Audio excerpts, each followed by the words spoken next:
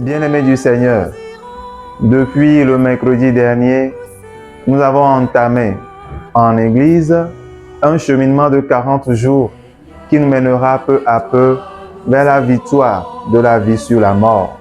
Il s'agit du temps de Carême. L'épisode du désert que nous rapporte l'évangile de ce dimanche résume notre cheminement spirituel, un cheminement parsemé de difficultés. Notre marche à la suite du Christ s'apparente à un désert que nous traversons avec des tentations. Mais comment vivre son désert et y sortir victorieux comme Jésus? Vitamine BS, la vitamine de la bénédiction pour nourrir votre vie. En effet, l'évangile de ce dimanche nous présente les 3 tentations de Jésus au désert. Celle du manger, celle du pouvoir et celle de l'avoir. À voir de près, toute notre existence est comparable à un désert. À ce désert de Jésus, parce que lors de notre pèlerinage ici-bas, surviennent des tentations, des moments difficiles qui nous bouleversent et nous invitent à un réel combat intérieur ou extérieur.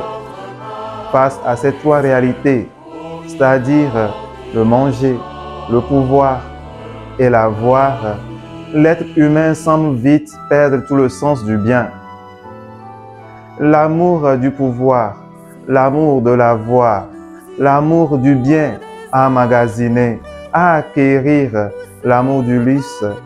La recherche effrénée du matériel lui fait s'éloigner de sa liberté, de sa recherche du vrai et suprême bien, et il se fait de nouveau esclave. Mais le désert que nous sommes appelés à vivre avec le Christ nous donnera la force de nous détourner du mauvais. Le Christ redonne à ceux et celles qui font le choix de vivre leur désert avec lui des forces neuves pour refaire un nouveau chemin. C'est là une invitation à la conversion. Et oui, les 3 tentations de Jésus nous indiquent un chemin de conversion. Devant la tentation du manger, tentation de la table et du ventre à remplir, le jeûne nous permet de dompter le corps et le soumettre à l'esprit. L'homme ne vit pas seulement du pain, mais de paroles qui sortent de la bouche de Dieu. Devant la tentation du pouvoir, l'humilité et l'obéissance sont les armes les plus appropriées. C'est devant le Seigneur ton Dieu que tu te prosterneras. Devant la tentation de l'avoir, l'aumône et la charité nous permettent d'aller de l'avant, d'aller plus loin.